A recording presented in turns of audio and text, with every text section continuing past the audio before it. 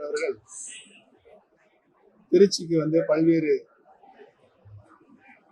திட்டங்களில் தொடக்க விழாவுக்கும் நிறைய விழாவுக்கும் வந்திருந்தார். மரியாதை நிமித்தமாக நான் பிரதமர் அவர்களை சந்திப்பதற்கு வாய்ப்பு கேட்டிருந்தேன். வரவேற்பதற்கும் சந்தா பண்றதுக்கும் வாய்ப்பு தந்தார். மனநிறைவோடு அதை பணியும். அரசியல் ரீதியான சந்திப்பா அரசியல் விவாதிக்கப்பட்டதா? இந்த சந்திப்பில் அரசியல் எதுவும் இல்லை.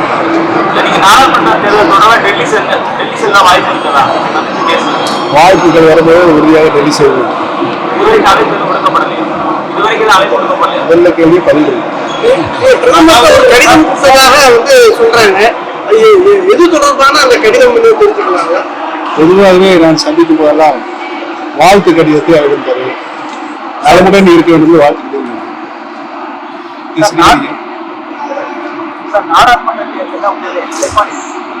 நாடாளுமன்ற தேர்தலில் எங்களுடைய நிலைப்பாடு நான் பல கூட்டங்களில் ஒவ்வொரு மாவட்ட கூட்டங்கள் நடந்து முடிந்து செய்தியாளர்களை பத்திரிகை தொலைக்காட்சி பார்க்கிறோம்.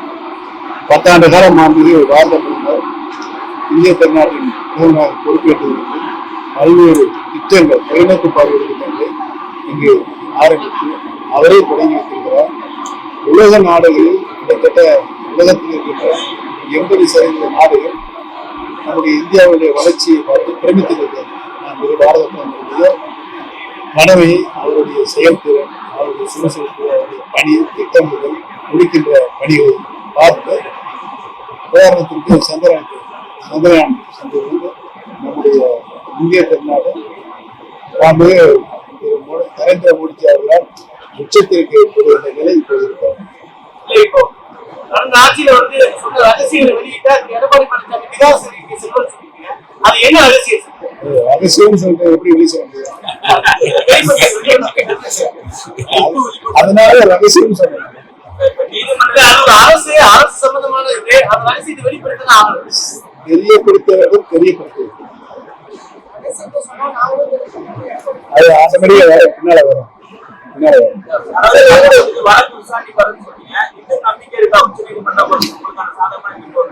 கடைசி வரை வழக்கு முழு நம்பிக்கை இருக்கிறது.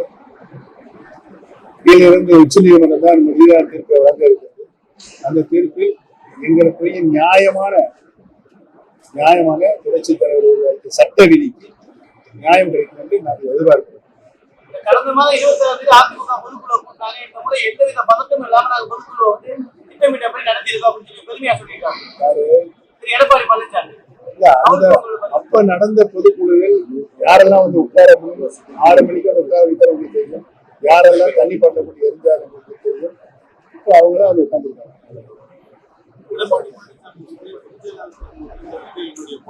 தொடரும். ஒரு தொகுதியாக வந்து சசிகலா அவர்களை நீங்க சந்திக்கிறதுக்கு வாய்ப்பு இருக்கு. ஏற்கனவே நான் அதற்கு பல முறை பதில் சொல்லியிருக்கிறேன்.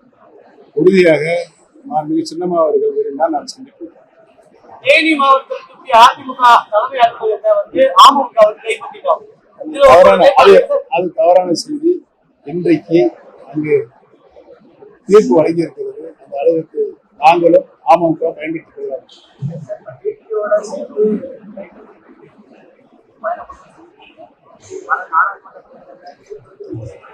உறுதியாக அமமுக பொதுச் செயலாளர் தினோடு இருந்து நாடாளுமன்ற தேர்தலில் நாங்கள் பணி செய்வோம். தேர்தலில் கூட்டணி அமைத்து கொள்வோம். கூடுதலாக மாதிரி சொல்லுவோம். பத்திரிகை செய்தி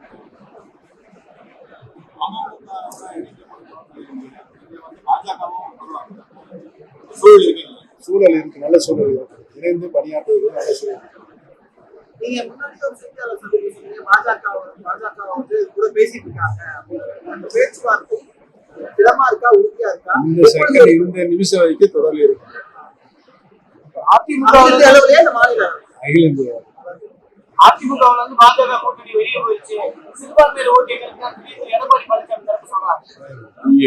சுத்த போய் மண்டலம் சொல்றீங்க. எதன் அடிப்படையில் சொல்றீங்க? நான் முன்னாள் அமைச்சர் எடப்பாடி பழனிசாமி அப்படி இருக்கும்போது நீங்க மக்கள் தலைவர் வகுத்து தந்த வழி சட்ட இந்திய மாற்றுவதற்கு இடமில்லை என்று அவரே சட்டவிதியை வகுக்கின்ற போது ஒரு இறுதியான முடிவை அவர் வச்சிருக்காரு. அதை போய் மாற்றுறதுக்கு யாருக்கு அந்த அதிகாரம் கிடையாது. 50 வருஷம் அந்த 20 தலைவருக்கு தெரியாத ஒரு கட்சிச்சா திமுக ஆட்சிக்கு வந்து 2 ஆண்டு நிறைவேற்றிருக்கு. இதுவரைக்கும் கொடநாடு கொள்ளை வழக்குல வந்து எந்த விதமான தீவிர நடவடிக்கை நாங்கள் ஆர்ப்பாட்டம் செய்திருக்கிறோம். அந்த கொடநாடு கொலை நடைபெற்றது திரு எடப்பாடி பழனிசாமி முதலமைச்சராக இருந்தபோது நடந்தது. அப்போது நாங்கள் கடுமையாக நடத்திருந்தோம். அப்பொழுதே கடுமையான அறிக்கையை நான் அப்பொழுதே வெளியிட்டிருந்தேன். உண்மையான குற்றவாளிகளை மாண்புமிகு அம்மாவுடைய இல்லத்திற்கு நுழைகின்ற தைரியம் யாருக்கு இருக்கிறது? அது கொலை நடந்திருக்கிறது. தொடர்ச்சியாக 6 கொலை நடந்திருக்கிறது. இதை விரைவாக கண்டுபிடிப்பதுதான் ஒரு மாண்புமிகு முதலமைச்சருக்கு உரிய பணி கடமை. அதை செய்யும் என்று சொல்லியிருக்கிறார் அறிக்கை. பாதகம் செய்பவரை கண்டால் நாம் பயங்கொள்ளலாகாது பாப்பா, மோதி மிதித்து விடு பாப்பா, அவர் முகத்தில் உமிழ்ந்து விடு பாப்பா. அண்மை செய்திகளை உடனுக்குடன் தெரிந்து கொள்ள இணைந்திருங்கள் இயம்நாடு தொலைக்காட்சியுடன்.